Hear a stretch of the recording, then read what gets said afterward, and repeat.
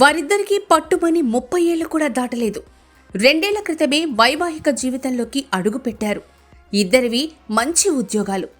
భవిష్యత్తుపై ఎన్నో ఆశలు పెట్టుకొని ఆనందంగా జీవిస్తున్న ఆ దంపతులపై విధి కన్నెర్ర చేసింది. రోడ్డు ప్రమాదంలో ఇద్దరూ విగత జీవులుగా మారడంతో 2 కుటుంబాల్లో తీవ్ర విషాదం నెలకొంది. సూర్యాపేట జిల్లా మునగాల మండలం ముకుందాపురం శివారులోని పెట్రోల్ బంకు వద్ద ఆగి ఉన్న కంటైనర్ లారీని కారు ఢీకొట్టిన ఘటనలో దంపతులు మృతి చెందారు.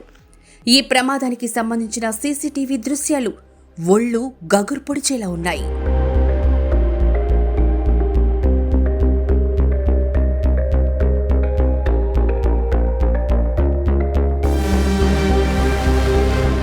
ఖమ్మం జిల్లా వైరా మండలం సోమవరం గ్రామానికి చెందిన సామినేని నవీన్ రాజా, ఆంధ్రప్రదేశ్లోని ఎన్టీఆర్ జిల్లా విసన్నపేటకు చెందిన భార్గవిలకు 2 ఏళ్ల క్రితం వివాహమైంది.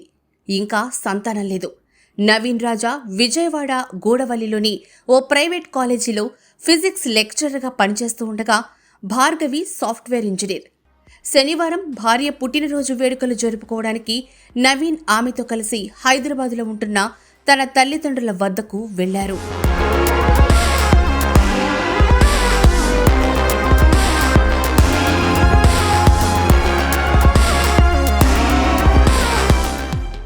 శని, ఆదివారాలు ఆనందంగా గడిపిన దంపతులు సోమవారం ఉదయం కారులో విజయవాడకు బయలుదేరారు.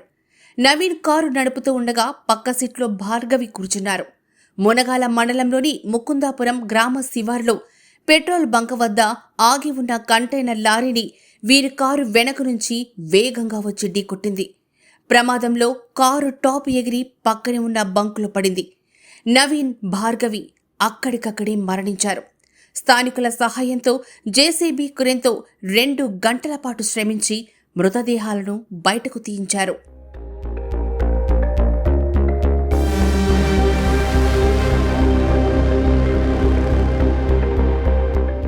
కారు కంటైనర్ని ఢీకొట్టి దాని కిందకు దూసుకెళ్లిన దృశ్యాలు చూస్తుంటే ఎవరికైనా ఒళ్ళు జలధరించడం ఖాయం.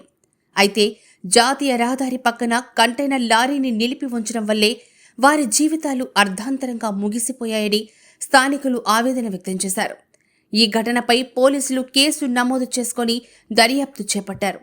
అతివేగం, నిద్రమత్తు కారణంగానే ప్రమాదం జరిగి ఉండొచ్చని ప్రాథమికంగా అంచనాకు వచ్చారు.